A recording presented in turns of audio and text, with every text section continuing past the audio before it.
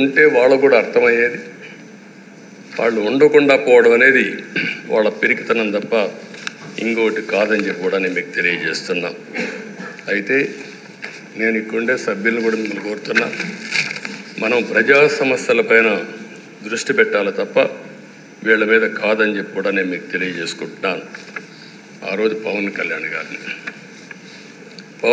గారిని assembly gate కూడా తాకనీయం అని పెద్ద పెద్ద డైలాగులు చెప్పారు. 21 సీట్లలో పోటీ చేస్తే 21 సీట్లని గెలిపించారు.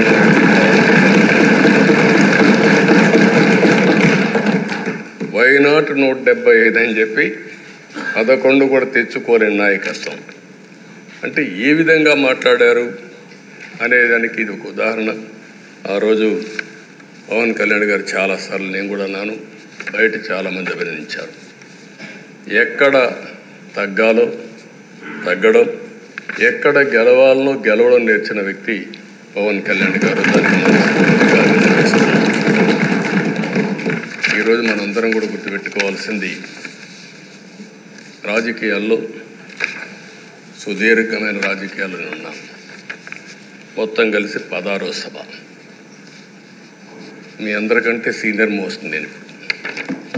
8 + 1 9వసారి, అంటే 16 సభల్లో 16వ సభ 9 సభల్లో ఉన్నాను. అంటే అన్ని సభలను చూశాను. నా జీవితంలో ఎప్పుడూ చూడని సభ మొన్న జరిగిన సభ, 15వ శాసనసభ. కానీ ఇప్పుడు నేను కోరుకునేది మీ దగ్గర నుంచి, అది ఒక చెడు సభ కింద, ఒక కౌరవ సభ కింద మనం భావించాం. కానీ అత్యున్నతమైన సభగా 16వ శాసనసభని నిర్వహించే బాధ్యత మనందరిపైన ఉంది. గౌరవప్రదంగా నిర్వహించాలి. అదే సమయంలో ఇక్కడుండే ప్రతిపక్షాన్ని దృష్టిలో పెట్టుకొని కాదు, 24 గంటలు మనం ప్రజలతో ఉండాలి.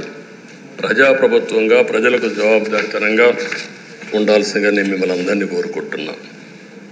ఈరోజు మనందరికీ అధికారం ఇవ్వడం కాదు, అతి ముఖ్యమైన బాధ్యత ఇచ్చారు.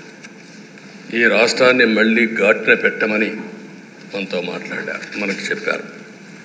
ఎప్పుడు కూడా నేను ఒకటే భావిస్తాను, ప్రజా జీవితాలను మార్చే శక్తి ప్రభుత్వ విధానాలకు ఉంటుంది.